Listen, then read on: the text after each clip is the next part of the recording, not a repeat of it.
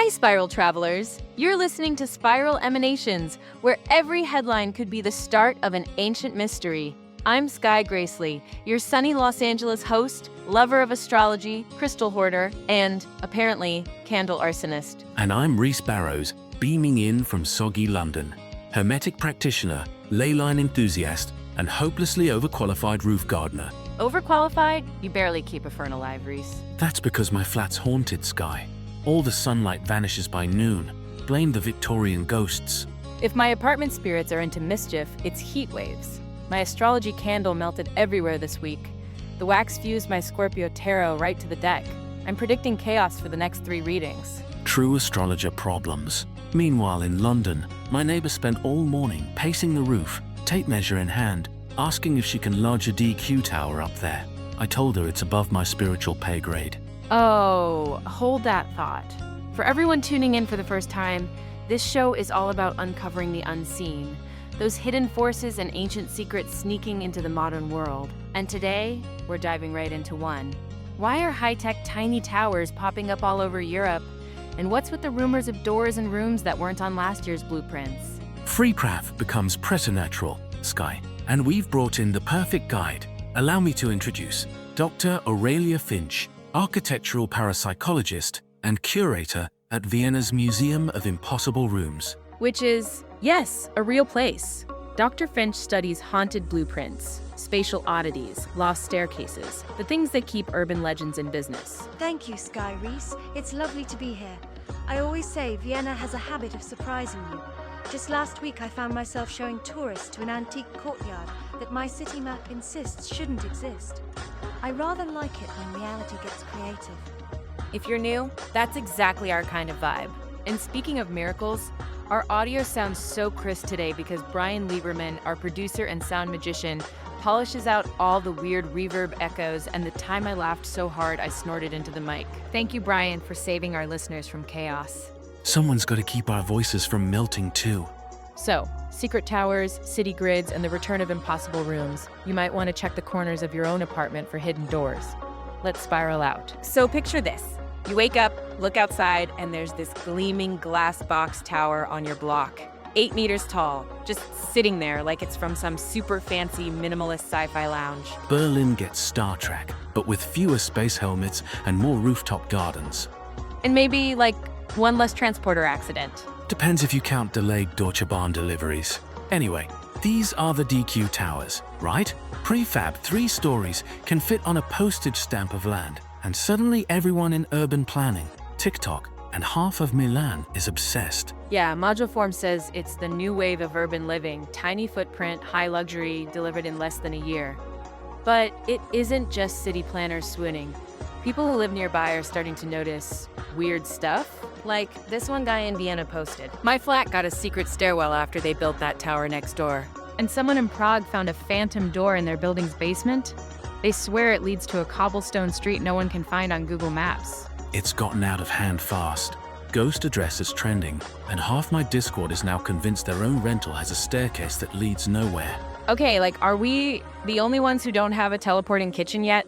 Because I'd be fine if my laundry room turned into, like, a Zen garden, but this is next level, right? Might want to check your sock drawer for structural anomalies, Skye. Dr. Finch, you literally curate a museum for rooms that shouldn't exist. Are these stories just viral city myth? Or is something actual happening with these DQ towers? There's a very real phenomenon at play. Since the first DQ tower appeared in Vienna, our reports have tripled. Neighbors find new storage cubies behind plaster, stairwells that bend back on themselves. One woman donated an 1837 diary she retrieved from a sealed crawl space that, according to building records, doesn't exist. And, my personal favorite, a councilman found his basement now opens onto what appears to be a half-finished ballroom full of collapsed candelabras and mid-century shoes. Okay, that's weird, right? A ballroom, you say? Just when I thought London's underworld ran on mold and bad Wi-Fi. In Vienna, we prefer a little grandeur with our impossible physics. I mean, if my air conditioner ever opens onto a ballroom, I hope it at least comes with live music. So, like, is there something about these towers that's, waking up the weirdness? Or are we just finally noticing what's always been there? Let's unravel that in the next segment. Get ready, because what's behind these towers goes way deeper than anyone suspects. All right, time to turn the city maps upside down. If you think the DQ towers popped up by luck, I have a bridge across the Thames to sell you. Only if it comes with a secret stairwell, Reece. Listen, for centuries, people have talked about ley lines, mystic highways tying cathedrals, castles, and standing stones together. Most folks laugh, but then you notice these random new towers, half of them land right on the spots old legends point to.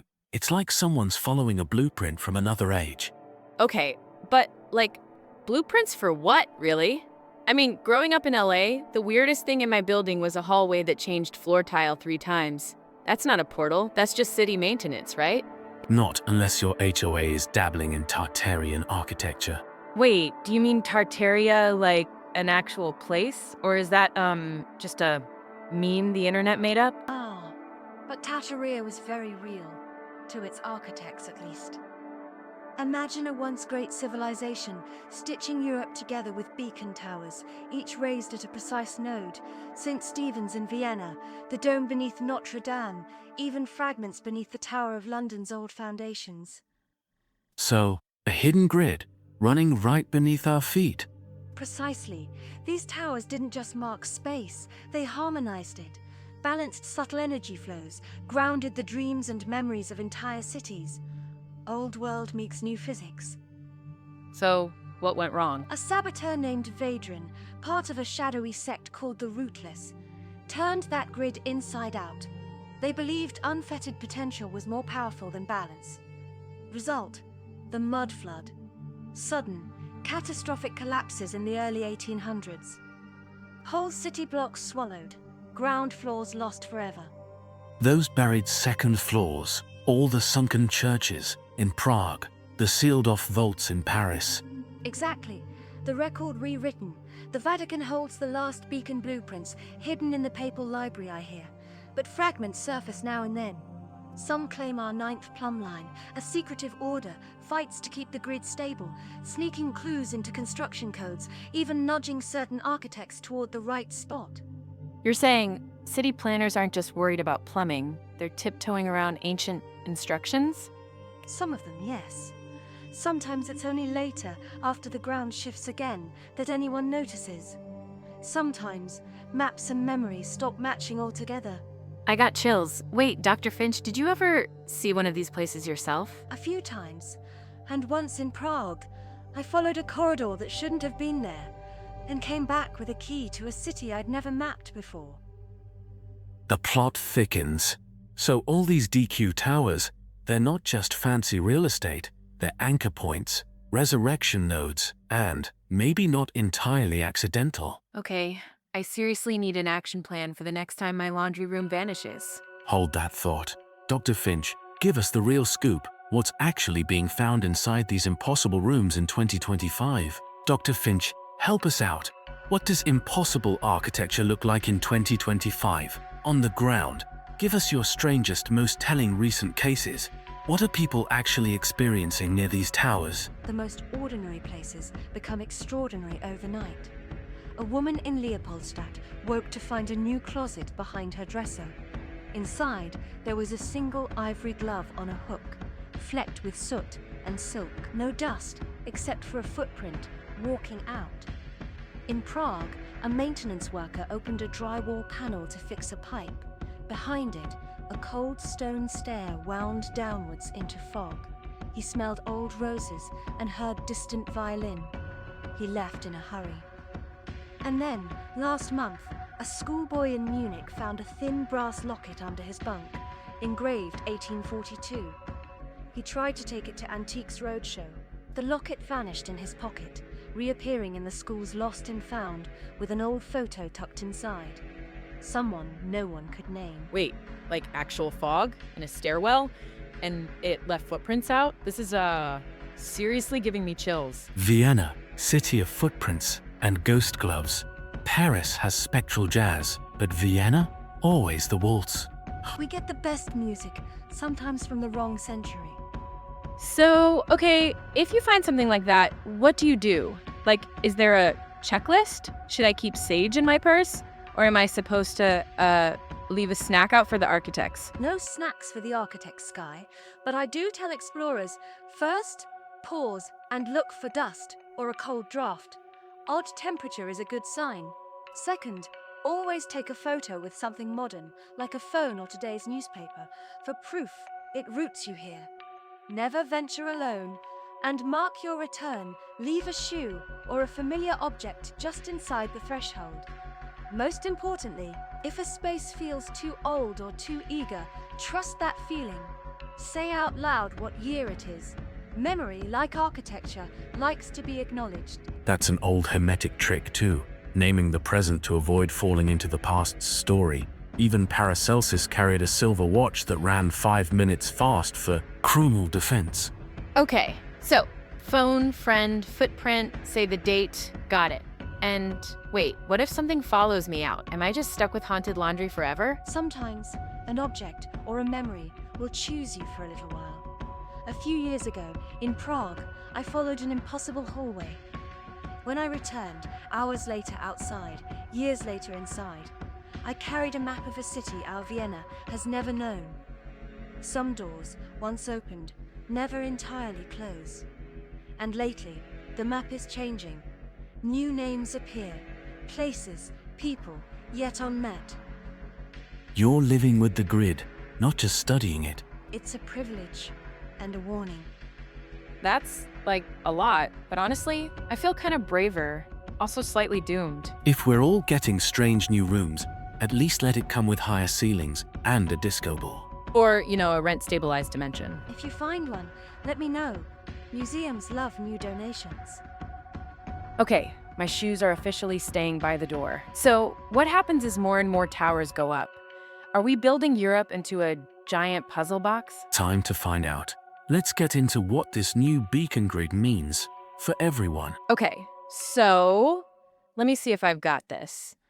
You're saying these prefab DQ towers, they're not just about cramming more apartments onto tiny city lots. They're like accidentally fixing some old energy grid that's been half broken for centuries. And that's making the city sort of leak into itself? That's it, Skye. Picture cities as living puzzles. Every new tower lines up a forgotten connection, and suddenly reality gets porous. Basements open onto old alleys. Floors stutter between centuries. Even the air starts to feel heavier, like history breathing beside you. So if my neighbor's cat starts dragging home, I don't know, a 1930s ration card, do I call Animal Control or Antiques Roadshow? Call me. I'll trade you for a ley line compass. But seriously, people out there are gonna find this stuff, right? Is this actually safe? Like, what if you live with kids, or you're just trying to get to the bus, and your front hallway suddenly whispers in Latin? For most, it's no more dangerous than a dream you briefly remember. A door appears, you glance inside, catch a chill, maybe find an old hairpin. But sometimes, the invitation runs deeper. A woman in Paris last month, she opened her window one stormy afternoon and found herself staring at a street that, by all records, was bombed out in 1943. She saw her grandparents, young again, walking arm in arm past her own window. It lasted less than a minute. Then the rain shifted and the old street vanished.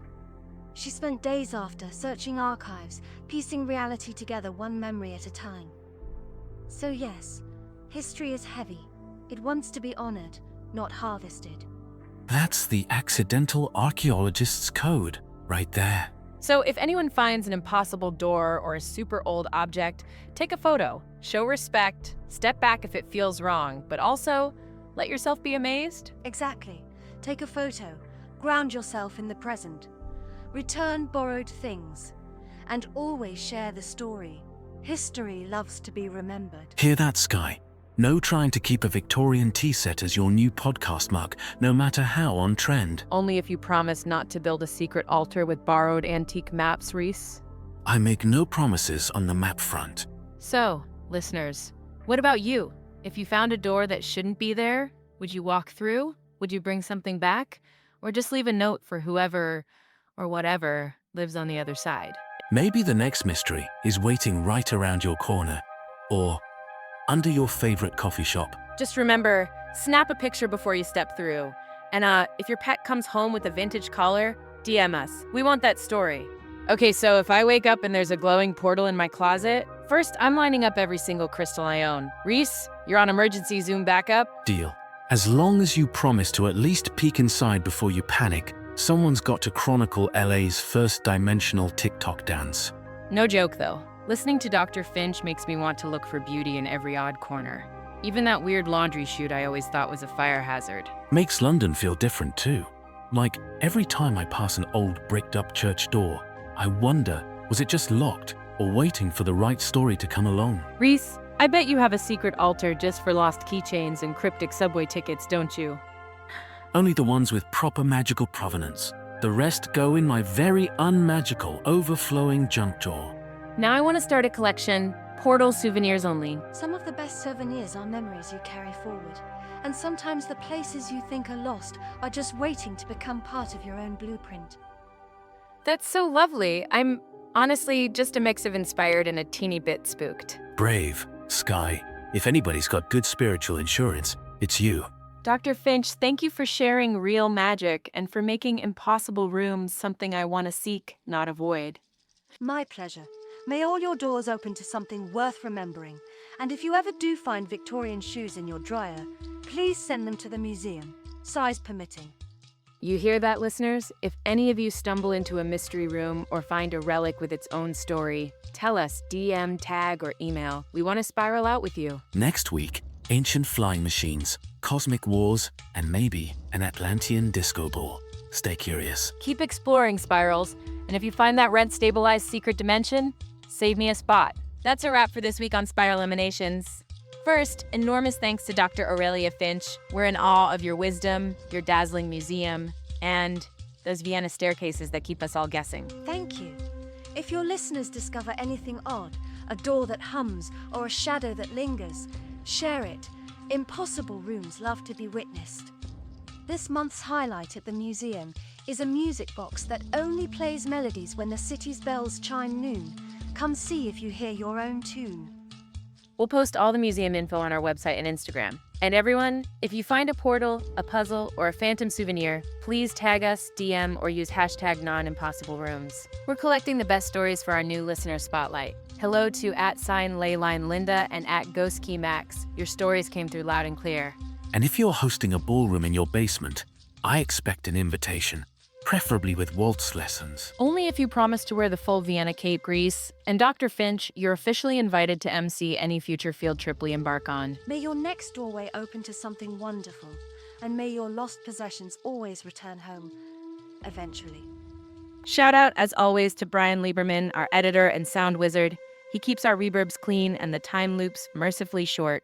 Next week, we're flying skyward. Ancient wars, lost flying machines, and maybe the world's oldest disco ball. Trust me, you do not want to miss it. And for our listeners celebrating Bastille Day, Joyeux 14 Juillet. May your holiday be full of freedom, adventure, and maybe one or two secret doors. Wherever you are, Paris, LA, London, Vienna, make time to explore, be kind to strangers, and if you meet a phantom cat, offer it a treat. Or a ley line map. Felines love those. We'll be right here, ready for your discoveries. Keep spiraling. Bon effect. Is bold.